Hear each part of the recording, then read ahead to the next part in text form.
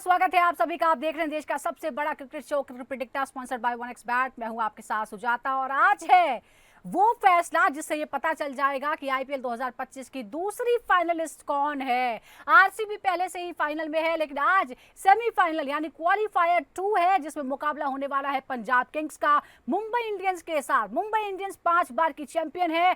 पंजाब का सपना है कि वो पहली बार ये ट्रॉफी अपने हाथ में उठाए और उसके लिए कड़ी मेहनत उसने की है।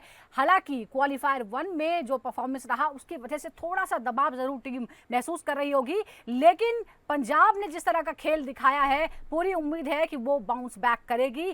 कौन आज के दिन किस पर भारी पड़ेगा इस पर हम डिटेल में बात करेंगे। इतिहास क्या कहता है, रिकॉर्ड क्या कहता है, कौन आमने सामने में किस पर भारी पड़ सकता है, कौन कौन से वो प्लेयर्स होंगे जो अपनी टीम के लिए एक्स फैक्टर लेकर आएंगे, इस पर हम डिटेल में बात करेंगे। पहले आपको यह भी बता दें कि इससे पहले जब क्वालिफायर 1 हुआ था तो उसमें हुआ क्या था। दरअसल पंजाब का मुकाबला इसमें हुआ था आरसीबी के साथ। पहले बैटिंग करते हुए पंजाब सिर्फ 101 रन बना सकी थी और एमआई ने खराब शुरुआत के बाद जबरदस्त वापसी की और एलिमिनेटर में जीटी को हराया। अब दोनों टीमों की अगर हम बात करें तो 33 बार पंजाब और मुंबई का आमना सामना हो चुका है, जिसमें मुंबई ने 17 बार और पंजाब ने 16 मुकाबले जीते हैं। यानी बात जो है वो लगभग बराबरी की है। हालांकि ये पहला मौका है जब ये दोनों टीमें प्लेऑफ में आमने सामने आने वाली है, तो देखना होगा कि जो मुंबई का एक्सपीरियंस है लगातार अच्छा खेलने का, 5-5 बार ट्रॉफी जीतने का, 11 बार प्लेऑफ खेलने का, वो भारी पड़ता है या फिर पंजाब जो आक्रामक खेल दिखाती है उसकी वजह से वो इतिहास रचने में कामयाब होती है। डिटेल में इस पर हम बात करेंगे। दो खास मेहमान हमारे साथ जुड़ रहे हैं इस शो में। हमारे साथ है former cricketer and selector Sharandeep Singh और साथ ही former cricketer Noel David. Noel और शरण जी, आप दोनों का ही स्वागत है, लेकिन क्योंकि हम एक कंपैरिजन जरूर ड्रॉ करना चाहेंगे। एक 5 बार की चैंपियन है, एक को पहली बार का इंतजार है, लेकिन खेल जो है वो जबरदस्त दिखाया है पंजाब किंग्स ने भी। अब शुरुआत जो हम करते हैं वो बॉलिंग और बैटिंग के कंपैरिजन से करते हैं। शरणदीप जी, आप जरा ये आंकड़े देखिए। पंजाब की का आक्रामक जो है टॉप ऑर्डर है, एमआई के बॉलिंग जो है वो मजबूत नजर आती है। पंजाब का जो रन रेट है वो 10 के ऊपर रहा है। बाउंड्री जो है उसकी 23 से ज्यादा की उसकी बाउंड्री परसेंटेज रही है। एमआई की इकोनॉमी रेट जबरदस्त है, 8.76। डॉट बॉल में सबसे आगे 37% से ज्यादा वो डॉट बॉल खिलाते हैं। ऐसे में बढ़त आपको किसके सामने नजर आती है? एक तरफ कंट्रोल बॉलिंग है, दूसरी तरफ जबरदस्त रन रेट है। देखिए, बिल्कुल देखिए, पंजाब की जो स्ट्रेंथ है वो उनकी बल्लेबाजी है डेफिनेटली। और जो हम मुंबई इंडियंस की आपने बात की, तेज गेंदबाजी, Trent Boult, Jasprit Bumrah, Deepak Chahar unfit है, वो यहाँ पे अभी आपको नहीं दिख रहे हैं, कल भी नहीं दिखे गेम के अंदर। तो कहीं ना कहीं बहुत सारी जिम्मेदारी ट्रेंट बोल्ट और जसप्रीत बुमराह पे भी आ जाती है। और पिछला मैच इन्होंने पंजाब ने मुंबई इंडियंस को हराया था, वो भी चेस करके 185 रन। यहाँ पे ब्रायन शारा ने जबरदस्त पारी खेली, जॉश इंग्लिश है जो बड़ी जबरदस्त फॉर्म में है, मार्कस स्टोइनिस है आपके पास, श्रेयस अय्यर है। ये बहुत लंबी बैटिंग लाइनअप है पंजाब की, उसको लिए अब कहीं ना कहीं अगर हम देखें मुंबई इंडियंस की तरफ, डेफिनेटली उनमें वो काबिलियत है। और नीचे से जैसे वो हार के ऊपर आए हैं, जीतते जीतते अब तक लास्ट में पहुंच चुकी है। अब 2 टीमें लास्ट की सेमीफाइनल्स कह सकते हैं हम। पर कहीं ना कहीं गेंदबाजी नहीं है अभी उनके पास। दीपक चहर के अनफिट होने से, फिर लास्ट मैच जो नए फास्ट बॉलर के लिए क्लिसन वो इंजर्ड होते, वो बाहर जाते देखे। आपके पास हार्दिक पांड्या है, वो कंसिस्टेंटली रन खा रहे हैं, उतना वो अपनी गेंदबाजी पे कॉन्फिडेंट नहीं। आखिर लवर इंजर्ड गेंदबाज है, हैमस्ट्रिंग पकड़ा हुआ, उसको दे रहे हैं, खुद नहीं गेंदबाजी कर रहा हार्दिक पांड्या। फिर उसके बाद आप जो आकाश लड़का लेफ्ट फास्ट बॉलर, आप उसको गलत टाइम पे गेंदबाजी दे रहे हैं। जबकि रोहित शर्मा का अगर उसका इम्पैक्ट डलवाना है तो पहले 6 के बाद स्टेट पे 7 में उससे गेंदबाजी करवाइए। बहुत कहीं गलत चेंजेस हुई। अगर ये स्कोर 230 पिछले मैच में नहीं बना होता तो गुजरात टाइटंस उसको आराम से चेस भी करता दिखता है। इन चीजों पे आपका कह सकता हूँ कि गेंदबाजी सिर्फ 2 बंदों पे टिकी है एमआई की। बिल्कुल, वो तो है ही, लेकिन वही तुरुफ के इक्का जो है वो टीम के लिए है। लेकिन अगर हम प्रभसिमरन की बात करते हैं नोएल, तो आपने देखा है कि वो कितने खतरनाक जो है वो साबित हुए हैं। कुल मिलाकर 513 रन उन्होंने बनाए हैं। स्ट्राइक रेट जो है उनका 168 एवरेज रहा है। डेथ ओवर्स में तो 283 तक पहुंच जाता है। क्या एमआई के पास उन्हें रोकने का कोई तरीका है? आपको लगता है कि वो जो अग्रेसिव खेल है प्रभसिमरन का, उसको कंट्रोल कर सकती है एमआई, और कौन कर सकता है? देखिए, ये खिलाड़ी है जो फियरलेस क्रिकेट खेलता है शुरू से, बॉल 1 से, और उनके पास एक अच्छा पार्टनर भी है, प्रियांश आर्या उनके। दोनों भी पावर प्ले को काफी अच्छा इस्तेमाल करते हैं। स्ट्राइक और जो रोटेशन करना है, स्ट्राइक रोटेट करते हैं, जो गेंद को बाहर मारना है मारते हैं। तो आई थिंक एक अंडरस्टैंडिंग से जो खेलते हैं, I think it's just. But MI के जैसा सरदीप ने करेक्टली करेक्टली सेड कि एमआई के पास क्या वो बॉलर्स है। यस, बुमराह है जो इनिशियली शायद will bowl and try to take this wickets initial में ब्रेक थ्रू देना देखेंगे। बट लेटर ऑन की अगर प्रभ सिमरन और प्रियांश आर्या खेल ये दो बॉलर को खेल लिए तो मिडिल ओवर्स डालने वाले कौन है? क्योंकि दोनों इंजर्ड है, जैसा सरनदीप ने कहा है, ग्लीसन इंजर्ड है, दीपक चाहर है, कौन और हार्दिक पांड्या जो मार कर रहे, तो आई थिंक कौन है? तो दे हैव टू अभी they have come with an plan B भी रहना चाहिए कि मिडिल ओवर जब ये दोनों टिकिंग है तो इनको कौन डालेगा? तो जितनी अर्ली इनकी विकेट लिए उतना फायदा रहेगा एमआई के लिए। तो आई थिंक वो एक प्लान रहेगा कि बुमराह स्ट्राइक करे जल्दी या बोल्ड स्ट्राइक करे, जो ऑलवेज स्ट्राइक करते रहे, इनिशियल पावर प्ले में विकेट्स दिलाए। तो I think that will be देखना होगा कि अश्विनी कुमार की यहाँ भूमिका क्या होती है। लेकिन एक और जो बात है, मार्कस स्टोइनिस की अगर हम बात करें तो वो पंजाब के लिए बहुत अहम भूमिका निभा सकते हैं। डेथ ओवर्स में स्ट्राइक रेट उनका 297 का है, कुल मिलाकर एवरेज स्ट्राइक रेट 185 का है, पेस के खिलाफ 208 का है। क्या वो अंतिम ओवरों में खेल का रुख बदल सकते हैं, आपको लगता है सरनदीप जी, जो उनका अभी हिसाब देख रहे हैं हम, क्या आपको लगता है कि वो खेल का रुख बदल सकते हैं वो अगर ग्राउंड पर मौजूद रहे तो?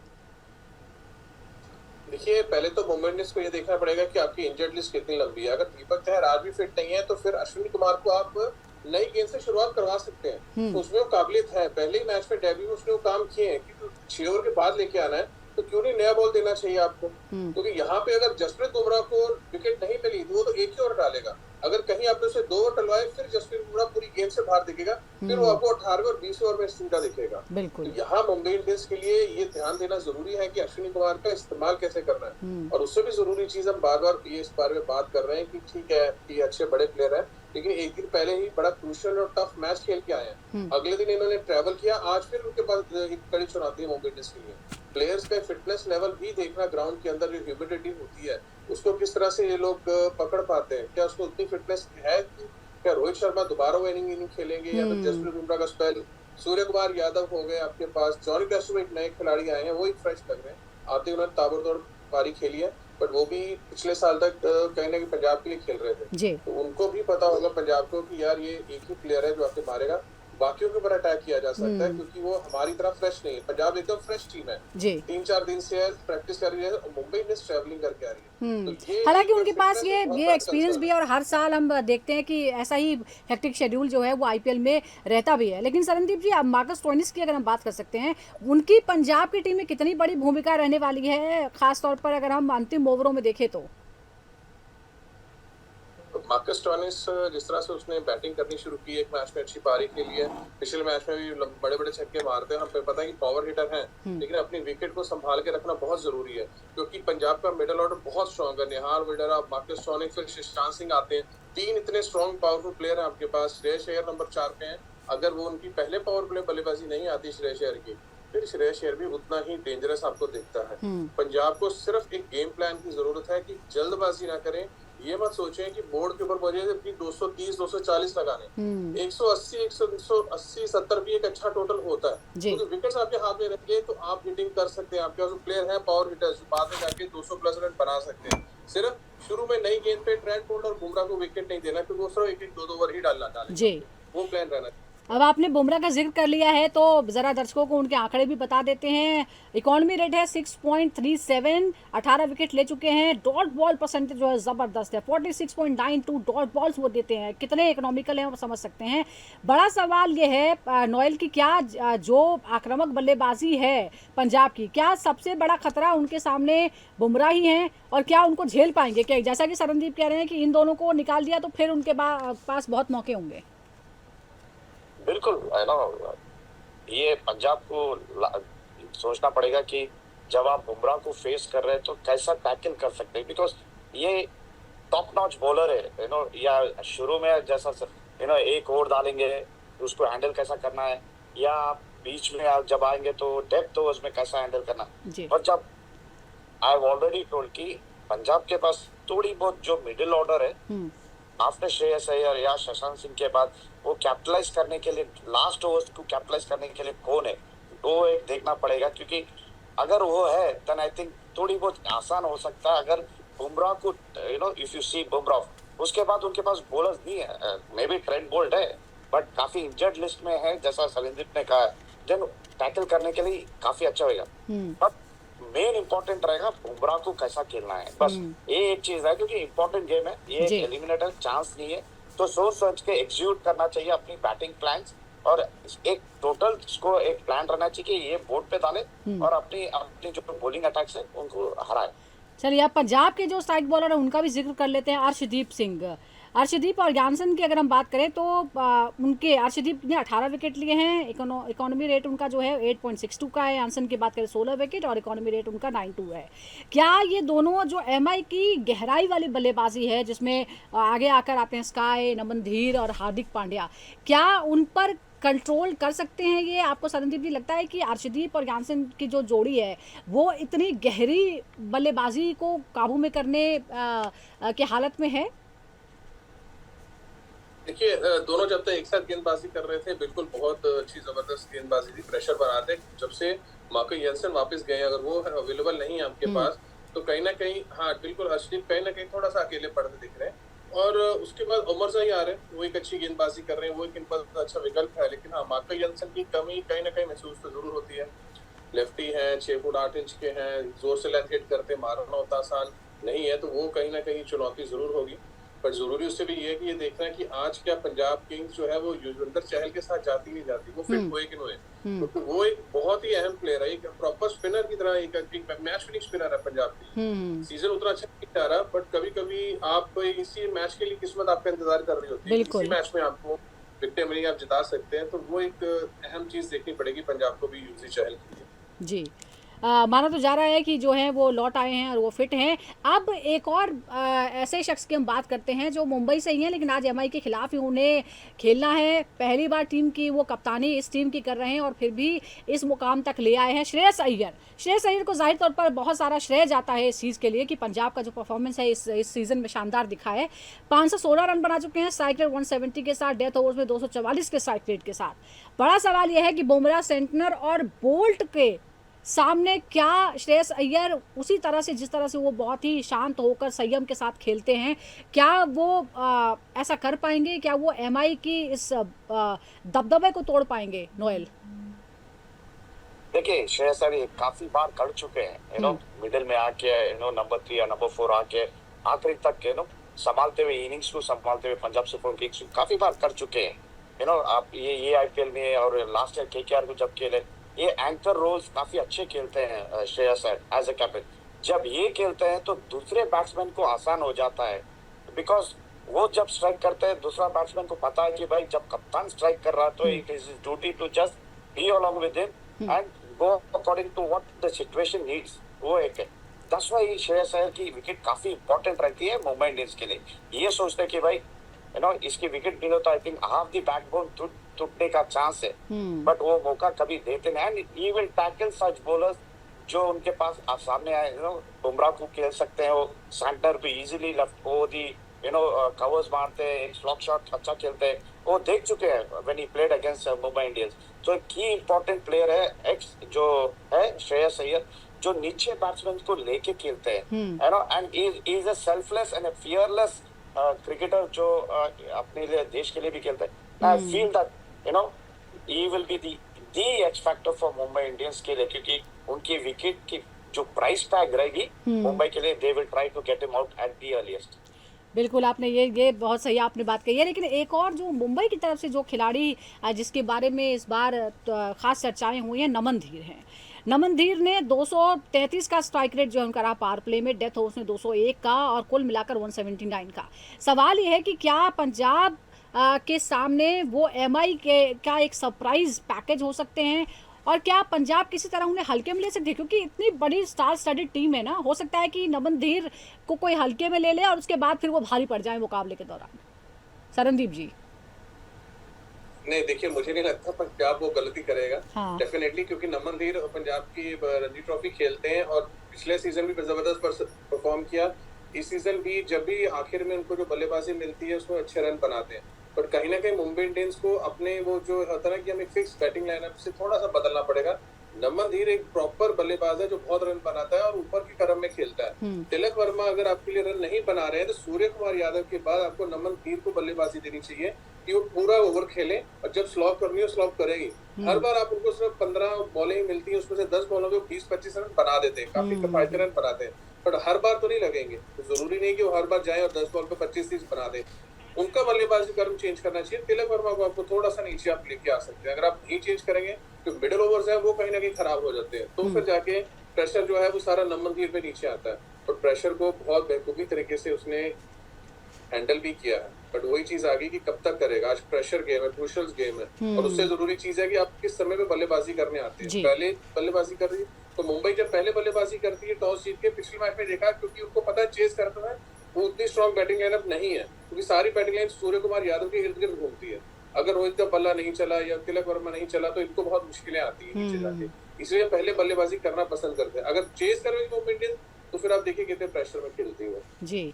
तो आज तो खैर टॉस के बाद ये पता चल पाएगा। हालांकि हमने देखा है कि उसकी पसंद ही यही है, जितने भी मौके मिले पहले बल्लेबाजी करना पसंद करती है एमआई, और ऐसा ही उसने 10 में से 9 बार ऐसा किया है और जीता भी है प्लेऑफ के दौरान। अब हम उस शख्स की बात करते हैं जो पूरा मैच जो है वो 360 डिग्री पर घुमा सकता है, यानी स्काई की हम बात करते हैं, और वो 673 रन बना चुके हैं, जो एमआई की तरफ से सबसे ज़्यादा रन बनाने का इतिहास जो है उनके नाम हो चुका है। डेथ ओवर्स में 193 की स्ट्राइक रेट के साथ, ऑन एन एवरेज 167 की स्ट्राइक रेट के साथ। अब नोएल, बड़ा सवाल यह है कि क्या पंजाब के पास उनके लिए कोई खास प्लान है, क्योंकि वो अगर टिके रहते हैं तो जैसा हमने बात की कि फिर तो वो सारा मैच बदल सकते हैं।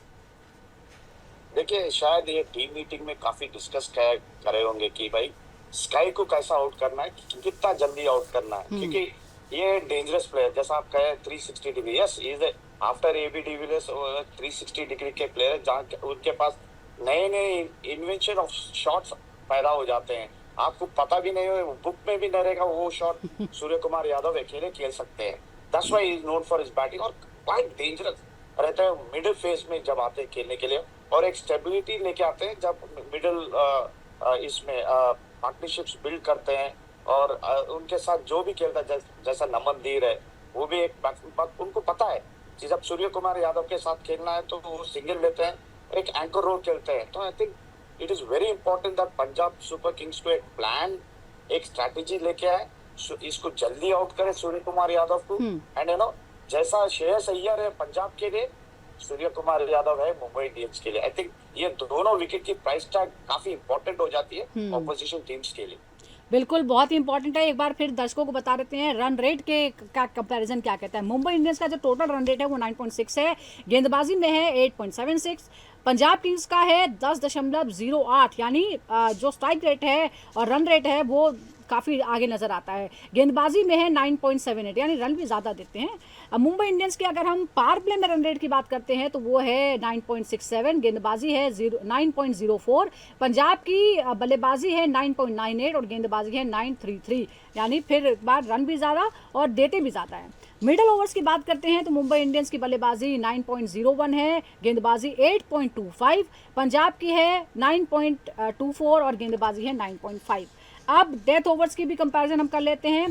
बल्लेबाजी में 11.31 डेथ ओवर्स में बनाती है रन मुंबई इंडियंस और देती है 9.85 के हिसाब से। पंजाब बनाती है 13.21 के हिसाब से और रन देती है 11.68 के हिसाब से। आप सरनदीप जी देखिए, मैंने जो आंकड़े पढ़े हैं, एमआई की डेथ ओवर गेंदबाजी क्या पंजाब के फिनिशर्स को रोक पाएगी, क्योंकि जो रन की उनकी रफ्तार हो जाती है वो है 13.21 के हिसाब से, जो सबसे ज़्यादा है तमाम टीमों में। जबकि एमआई के पास अगर हम देखें तो बॉश हैं और बुमराह हैं, जिनका इकोनॉमी रेट जो है वो काफ़ी अच्छा है, काफ़ी किफ़ायती है। तो आखिर रणनीति क्या होगी?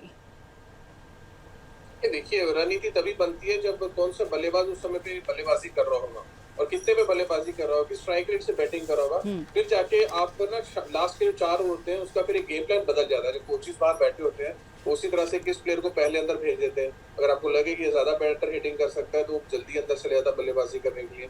लेकिन फिर भी अगर आप बुमराह को छोड़े तो बाकी सारे रन दे रहे हैं। वहां पे प्रॉब्लम मुंबई इंडियंस के साथ वो आ रही है।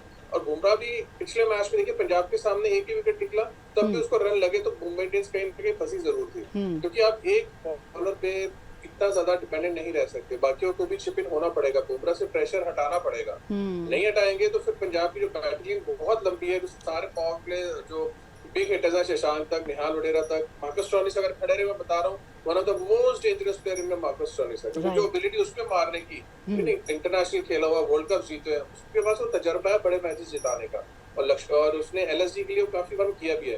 आज कहीं कहीं रिकी पॉन्टिंग जब से टीम के साथ आए, प्लेस ने परफॉर्मेंस एक अलग लेवल पे करना शुरू कर दिया। लास्ट गेम को अगर हम छोड़ दें कि कितना खराब खेलें, बट उसके बाद अगर हम पूरा सीजन निकालें तो आप कंसिस्टेंसी देखिए कि हर इसमें से 6-7 में से हर किसी ने एक मैच जिता रखा हुआ। जी बिल्कुल जिता रखा होगा। एक आखिरी सवाल आप दोनों से ही है, क्योंकि एक जो है वो 5 बार की चैंपियन है, 11 बार प्लेऑफ खेला है, दूसरी तरफ पंजाब है जो टीम अच्छा परफॉर्म तो करती है लेकिन प्लेऑफ में पहुंचने का जो कोशिश है वही 11 साल बाद उसकी कामयाब हुई है। किस तरह से इस मुकाबले को आप देखते हैं, नोएल और सरनदीप दोनों ही? नोएल आप पहले बताइए। देखिए, एक 11 टाइम फाइनलिस्ट है विद 5 टाइम्स चैंपियन है, काफी एक्सपीरियंस लेके आते हैं आज की गेम में, मैच में। और एक, I think if correct me wrong, एक वन टाइम जो है फाइनलिस्ट पे आया, and they will be looking to go into the final for the second time. और ये सीजन पूरा अच्छा खेलते हुए आए हुए हैं Punjab super Kings. I think ये काफी अच्छा मुकाबला होगा आज का मैच में, और ये देखना चाहिए कि कौन आउटबीट करता है अपने ईच अदर, क्योंकि ये ऐसी फॉर्मेट है कि आप एक सिंगल मिस्टेक करें, यू नो, योर बिल्कुल 2020 का गेम ही ऐसा है। सरनदीप जी, आपको क्या लगता है इस कॉन्टेस्ट के बारे में? देखिए जी, मुंबई इंडियंस को वैसे ऐसी बाजियां जीतनी बिल्कुल आती, जैसे नोएल ने वेल सेट की, इतने साल से अब जीतते आ रहे हो चैंपियन, सबको पता कि कैसे प्रेशर सिचुएशंस को हैंडल करना, और सारे ही एक तजर्बेकार खिलाड़ी अपनी टीम है। बट कभी ना कभी जो एक यंग टीम होती है पंजाब, उसमें बहुत ज्यादा जीतते हैं, वो ज्यादा जोश से आ रही है ऊपर खेलने के लिए। तो कहीं ना कहीं मुझे लग रहा है कि पंजाब का पलड़ा बिल्कुल यहाँ पे भारी दिख रहा है आज का मैच। जी, तो अब यही देखना है कि अनुभव पर जोश भारी पड़ता है क्या। Mumbai Indians versus Punjab Kings आज है क्वालिफायर 2 यानी सेमीफाइनल, और उसके बाद जो जीतेगा वो पहुंचेगा फाइनल में, जिसकी भिड़ंत होगी आरसीबी के साथ 3 जून को। और 3 जून को क्रिकेट प्रेडिक्टर भी आपके लिए खास एपिसोड लेकर आएगा, तो आप भी हमारे साथ जरूर जुड़िए। फिलहाल बहुत बहुत शुक्रिया आपका नोएल, और सरनदीप जी आपका भी बहुत बहुत शुक्रिया।